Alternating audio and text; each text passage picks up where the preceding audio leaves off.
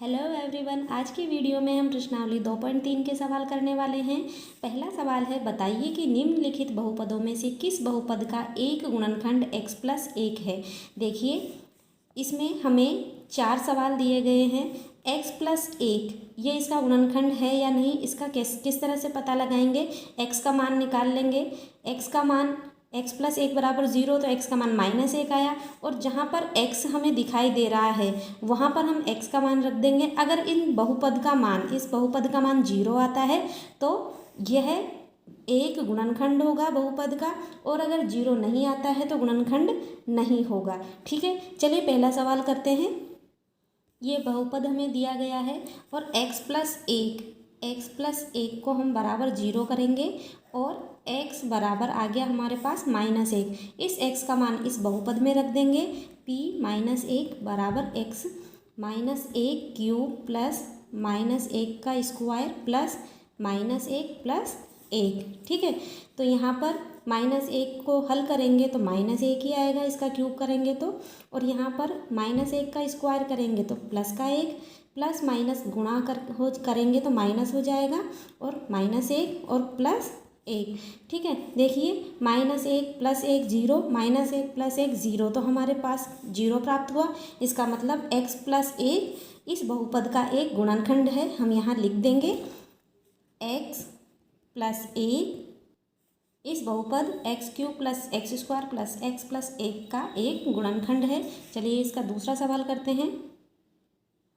दूसरे सवाल में ये बहुपद दिया गया है हमें और एक गुणनखंड x+1 ही है, बराबर 0 किया। x का मान हमारे पास आ गया -1, और हम यहाँ पर x के स्थान पर -1 रखेंगे। -1⁴ प्लस -1�3 -1 स्क्वायर -1 प्लस 1।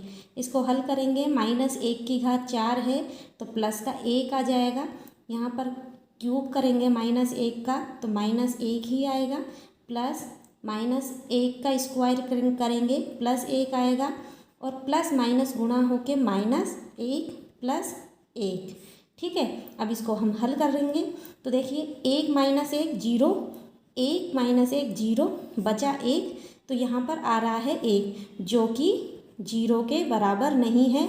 अतः हम यहाँ लिख देंगे कि x+1 इस बहुपद का एक गुणनखंड नहीं है।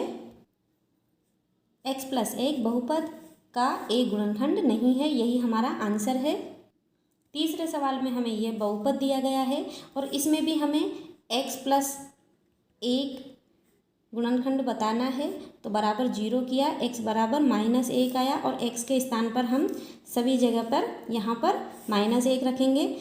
-1 -1⁴ -1�3 -1�2 प्लस -1 और प्लस 1। इसको हल कर लेंगे। यहाँ पर देखिए, यहाँ पर 1 आ जाएगा और यहाँ पर प्लस माइनस, यहाँ पर -1 का क्यूब है तो -1 ही आएगा। माइनस को प्लस से गुणा कर रहे हैं, माइनस हो जाएगा, तो यहाँ पर -3 प्लस -1 का स्क्वायर प्लस 1 होगा तो +3 प्लस -1 और प्लस 1। ठीक है, ये 3 और ये 3 0, -1 और ये +1 0, और यहाँ पर 1 बचा, तो यहाँ पर 1 जो कि 0 के बराबर नहीं है। अतः हम लिख देंगे कि x+1 इस बहुपद का एक गुणनखंड नहीं है। इस बहुपद का x+1 इस बहुपद का एक गुणनखंड नहीं है, यही हमारा आंसर है। इसके चौथे सवाल में ये बहुपद दिया गया है, इसमें भी हम x के स्थान पर -1 रखेंगे। यहाँ पर -1 का क्यूब हो जाएगा, -1 का स्क्वायर -2 प्लस √2, यहाँ पर -1 और ये प्लस √2। इसको हल कर रहे हैं, ये -1 आएगा और यहाँ पर -1 का स्क्वायर 1 ही आएगा। यहाँ पर ये माइनस और ये माइनस गुणा होके प्लस हो जाएगा, और यहाँ पर आएगा 2 प्लस √2। ठीक है, और इसको उतार देंगे √2। अब देखिए -1 और -1 -2 हो गया, और ये प्लस 2 प्लस √2 और √2, 2 √2 हो गया। ये 2 प्लस का, ये माइनस का 2, 0 हो गया। और यहाँ पर 2 √2 बचा जो कि 0 के बराबर नहीं है, इसलिए x प्लस 1 इस बहुपद का एक गुणनखंड नहीं है।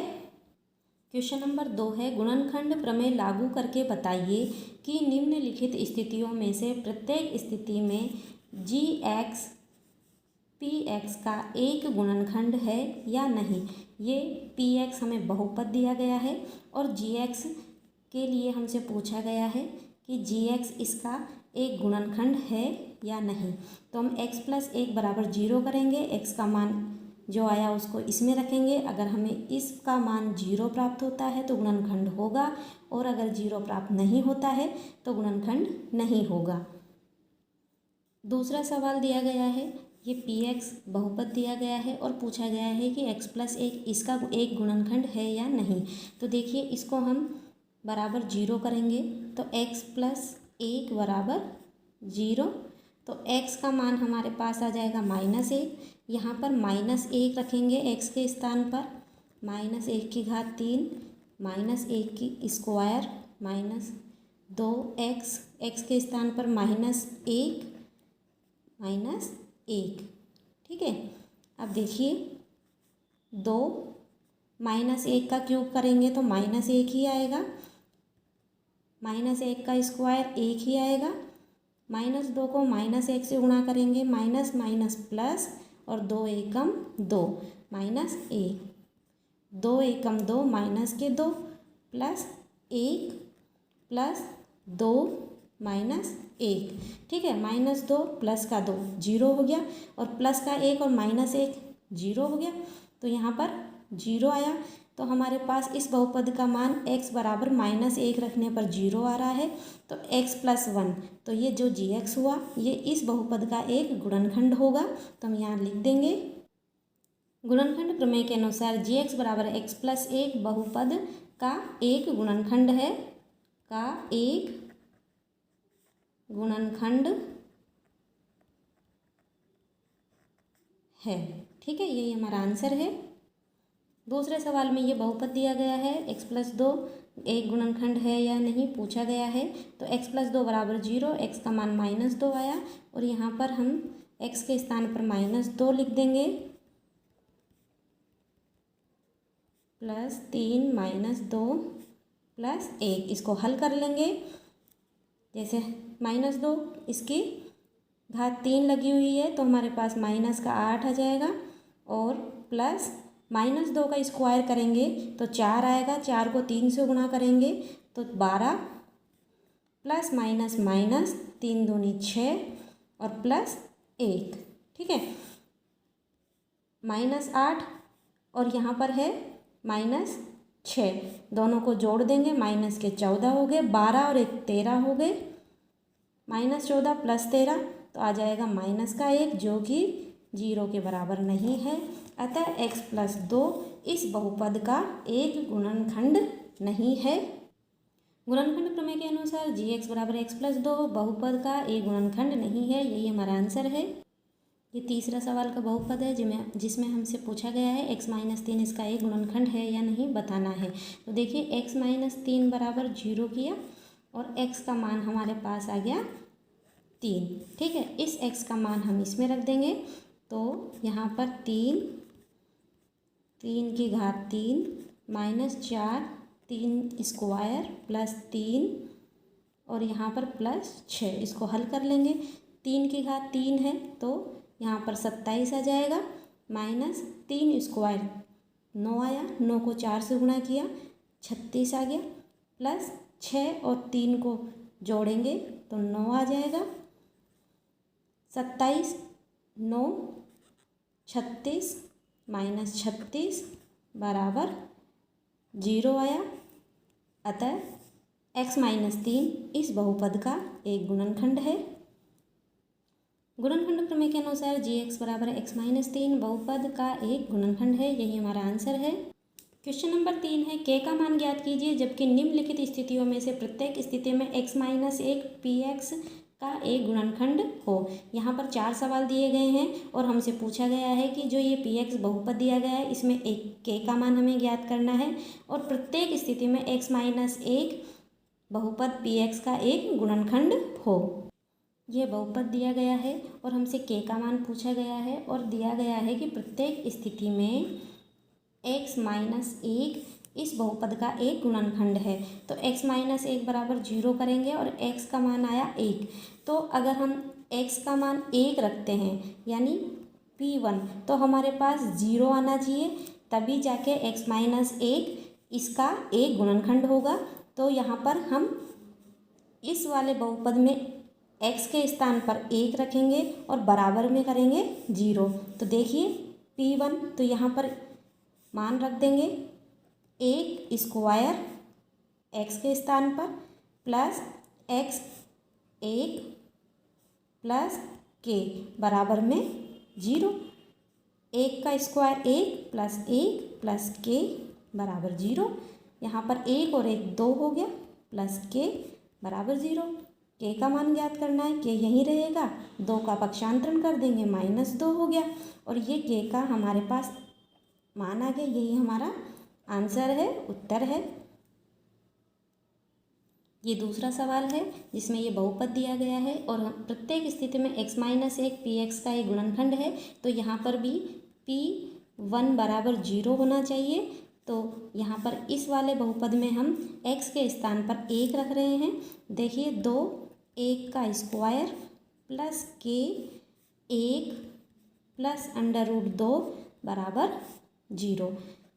2 एकम 2, 1 का स्क्वायर 1 होगा, 2 को 1 से गुणा किया 2 हो गया प्लस k प्लस √2 बराबर 0।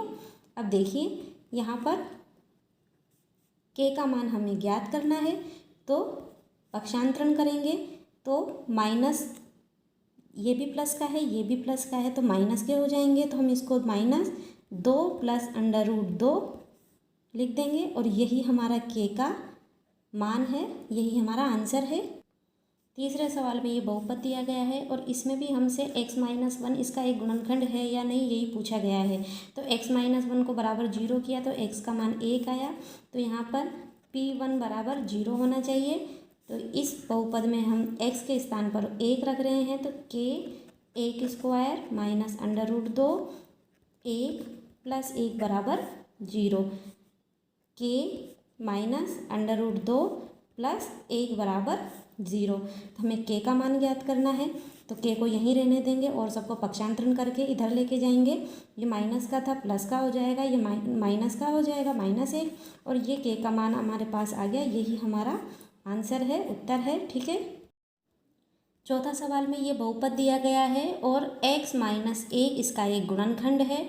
x का मान आया 1 और यहाँ p1 बराबर 0 होना चाहिए।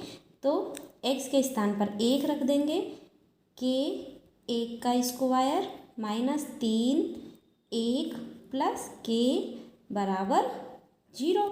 इसको हल कर लेंगे, ये तो k हो गया -3 प्लस k बराबर 0। k और k जुड़ जाएगा 2k हो गया, इसका पक्षांतरण कर देंगे 3 हो गया प्लस का और k का मान हमें ज्ञात करना है। ये गुणा में था, पक्षांतर करने पर भाग में चला जाएगा, बटा में लिखेंगे तो ये k का मान आ गया 3/2। यही हमारा आंसर है। क्वेश्चन नंबर 4 है गुणनखंड ज्ञात कीजिए। इसमें 4 सवाल दिए गए हैं, देखिए किस तरह से करना है। देखिए पहला सवाल दिया गया है 12x square minus 7x plus 1।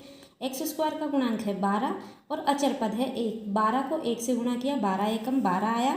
12 को हम अभाज्य गुणनखंड कर रहे हैं, 2 छेक के 12, 2 तिया 6, 3 एकम 3 और 1 आने पर हमारे अभाज्य गुणनखंड की प्रक्रिया समाप्त हो जाती है। यहाँ पर हमारे पास 2 गुणा 2 गुणा 3 ये अभाज्य गुणनखंड आया।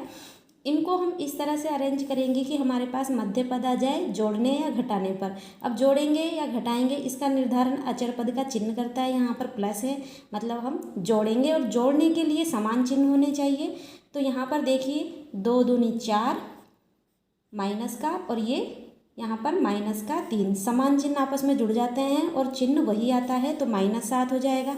जब हम -4 और -3 को जोड़ेंगे तो हमारे पास ये मध्य पद दो टुकड़ों में टूट गया है। यहाँ पर देखिए 12x² माइनस 4x, इस x को लिखना ना भूलें, इसको हमेशा से इसके साथ में लिखना है प्लस 1। देखिए इन दो पदों में से हम कॉमन लेंगे 4x और यहाँ पर बचा 3x माइनस 1, इनमें से कॉमन आएगा -1 और यहाँ पर आएगा 3x माइनस 1। ठीक है, 3x minus 1, 3x minus 1 common आ गया, बचा 4x माइनस 1। यही इस गुणनखंड है, यही हमारा आंसर है। ये इसका दूसरा सवाल है।